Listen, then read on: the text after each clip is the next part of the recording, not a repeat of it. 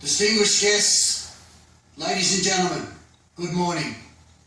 My name is Major General Mark Kelly, the Repatriation Commissioner at the Australian Department of Veterans Affairs, and it is my distinct privilege to be your Master of Ceremonies for this morning's Dawn Service to commemorate the centenary of Anzac and the landings at Gallipoli.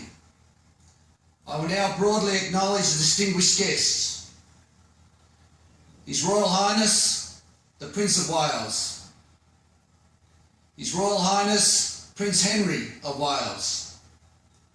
The Honourable Tony Abbott, MP, Prime Minister of Australia, and Mrs Abbott. The Right Honourable John Key, Prime Minister of New Zealand, and Mrs Key. His Excellency Mr Volkan Bozkir, Minister for European Affairs for the Republic of Turkey. His Excellency Mr Michael Higgins, President of Ireland.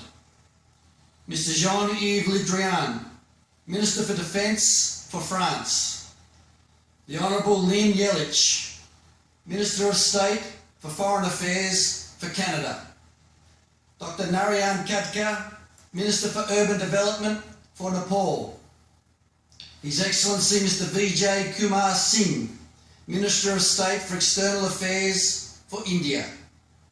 The Right Honourable Philip Hammond, MP, Secretary of State for Foreign and Commonwealth Affairs for the United Kingdom. Mr Konstantinos Heraklis Iskos, Deputy Minister for Defence for Greece.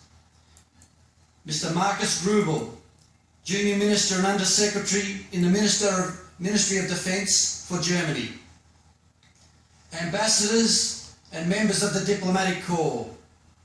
Veterans, other distinguished guests, ladies and gentlemen, I welcome you as we gather at this special place on the Gallipoli Peninsula to remember all those who served here 100 years ago and to acknowledge that those who were once our adversaries are now our firm friends. Our service this morning begins with the mounting of the catafalque party. Whoa!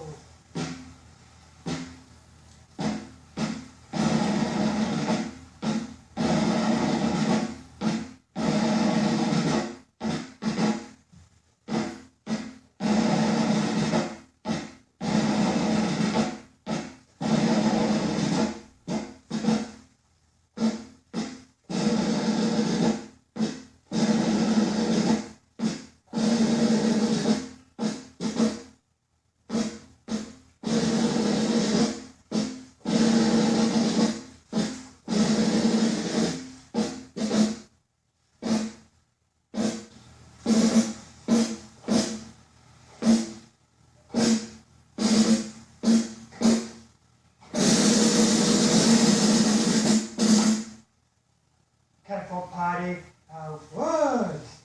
Turn. Catapult party, rest on.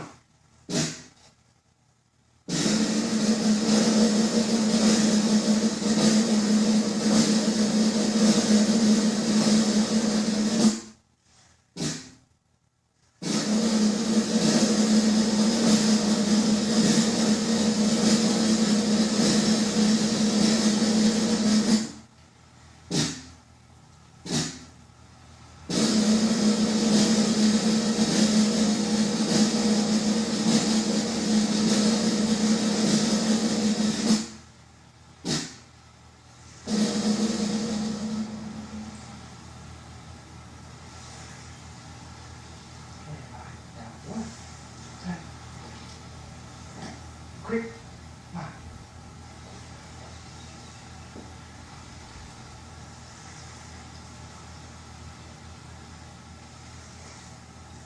I now invite Air Chief Marshal Mark Binskin AC, the Australian Chief of Defence Force, to deliver the call to remembrance.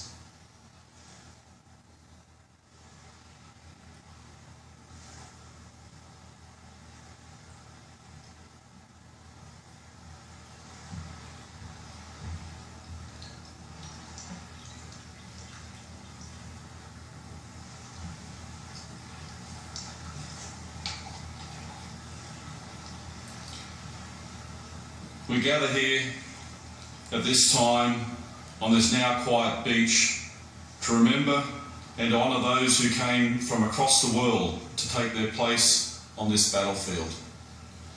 100 years ago today, the quiet stillness of dawn and the gentle sound of the waves of this beach gave way to the flash and roar of gunfire over the painful cries of the wounded. For so many, the rising sun that day would be their last. Each man who landed on these shores harboured his own fears and apprehensions. They worried how they would perform when they confronted the enemy and hoped that when the time came, they would not let their mates down. Thoughts also turned to home and the loved ones that they hoped to return to. Lance Corporal Mitchell, a member of the 3rd Brigade Australian Imperial Force, was one man amongst the first group of Anzacs to land here on the peninsula. As his boat neared the shore, Lance Corporal Mitchell recorded the moment. Keen biting breeze sprang up in our faces and we were cold. My breath came deep. I tried to analyse my feelings but could not.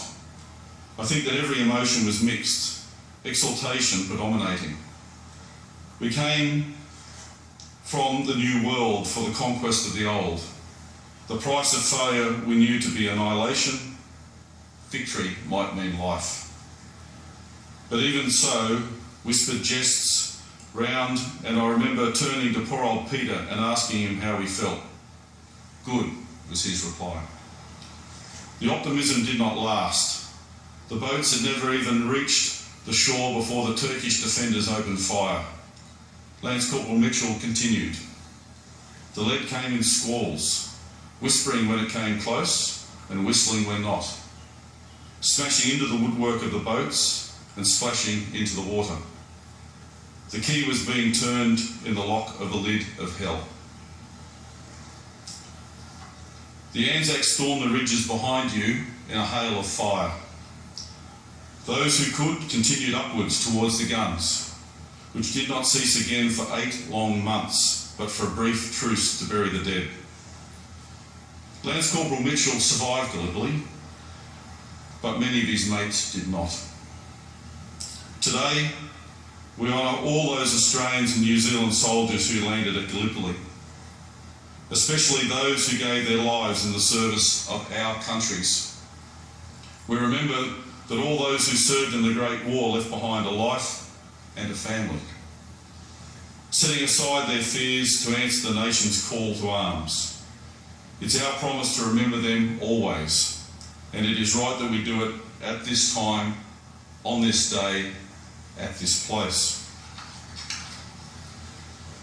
This is where the Anzac legend was born at great cost. Here, the reality of war was revealed. Here, so many dreams that died with them.